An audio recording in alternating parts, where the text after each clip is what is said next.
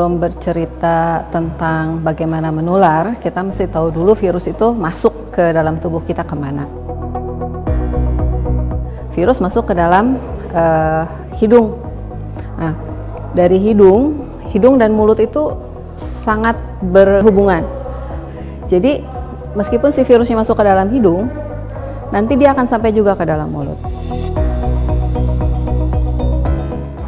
Orang bilang kan menular karena bersin. Nggak mesti karena bersin. Kita bicara saja, pelan-pelan saja, berbisik saja, ada percikan dari liur kita keluar. Nah, bersama percikan itu, si virus ikut keluar. Itu sebabnya kenapa disarankan yang sakit pakai masker. Sehingga kalau dia bicara, kalau dia bersin atau batuk, virusnya tidak keluar, tidak memercik kepada orang lain, tetapi tertahan oleh maskernya sendiri. Itu juga sebabnya kenapa masker harus sering diganti. Bukan sepanjang hari, 2 hari, 3 hari pakai masker yang sama, tidak, harus diganti. Karena akan terkumpul di dalam masker itu. Nah, kalau yang sakitnya tidak pakai masker, kemudian batuk atau bicara, ada percikan, kena kita tidak pakai masker, bisa sampai juga kepada kita, ke dalam mulut dan hidung kita. Itu sebabnya harus jaga jarak lebih dari 2 meter, karena percikan dari bicara sih tidak sampai 2 meter. Itu juga kenapa yang tidak sakit pun disarankan pakai masker, supaya kalau ada percikan tidak sampai ke dalam mulut atau hidung kita. Jadi itu satu penularan lewat percikan. Yang kedua, kita sudah pakai masker. Orang lain mungkin tidak pakai masker, mungkin yang sakit tidak pakai masker. Dia bicara, memercik ke tangannya, memercik ke perlengkapan di sekitarnya, ke atas meja, ke pegangan tangga, ke pegangan pintu, di dalam lift, tombol-tombol itu.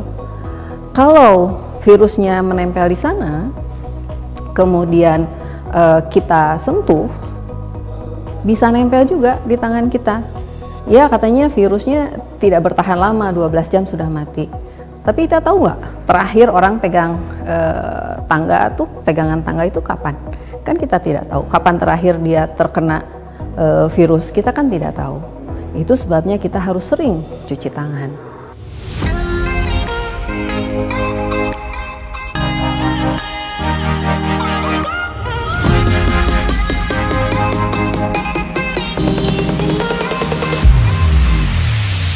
Ya, jadi penularannya seperti itu, lewat sentuhan di tangan kita. Nanti tangan kita pegang muka, pegang hidung, pegang mata juga bisa ikut sebagai jalan masuk untuk virus ini. Jadi dengan kita mengenal bagaimana virus itu menular, kita juga paham bagaimana kita harus mencegahnya. Salah satunya tadi juga selain menjaga jarak, jangan mendekati kerumunan. Karena di dalam kerumunan kita tidak tahu siapa yang sakit, siapa yang sehat, siapa yang pakai masker, siapa yang sebelumnya gosok-gosok mulut, kemudian tangannya memegang hal-hal yang lain. Jadi satu kesatuan bagaimana dia menular dan bagaimana kita mencegah, itu harus sama-sama kita pahami.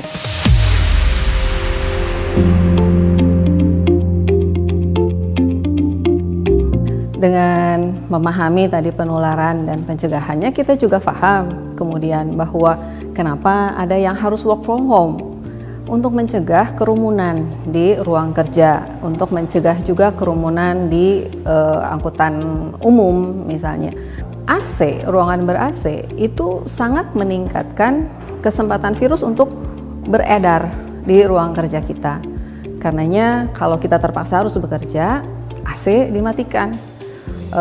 Jendela dibuka supaya udara mengalir sehingga virus itu cepat keluar dari ruangan kita dan juga cepat mati. Sekarang dari sudut kitanya sendiri, kita juga harus mempunyai pertahanan tubuh yang baik, yang kuat, supaya kalau ada virus pun masuk ke dalam tubuh kita sanggup mengatasi virus itu, sanggup membunuh virus itu sampai tuntas. Kalau kita sekali keluar, karena harus keluar, misalnya harus belanja, ke pasar boleh. Tapi kalau kita terlalu sering ke pasar, artinya kita dapat 10 virus misalnya, tubuh kita cuma bisa mematikan 3, kita masih punya 7. Kalau besoknya masih di rumah, kita masih bisa matikan 3 lagi. Tapi kalau besoknya kita sudah keluar lagi, dapat lagi 10, jadi 17. Bagaimana kita mematikan 17? Padahal kemampuan kita cuma mematikan 3. Lama-lama kalau bertumpuk terus virusnya, lama-lama pertahanan tubuh kita jebol, sakit gitu. Jadi hindari kerumunan, kalau tidak perlu jangan keluar rumah. Itu termasuk salah satu cara untuk mencegah virusnya. Bagaimana tubuh kita bisa menahan virus? Kalau sistem pertahanan tubuh kita baik. Bagaimana pertahanan tubuh baik? Pola makan yang baik, olahraga yang baik, istirahat yang baik. Itu akan membuat tubuh kita cukup kuat untuk melawan virus.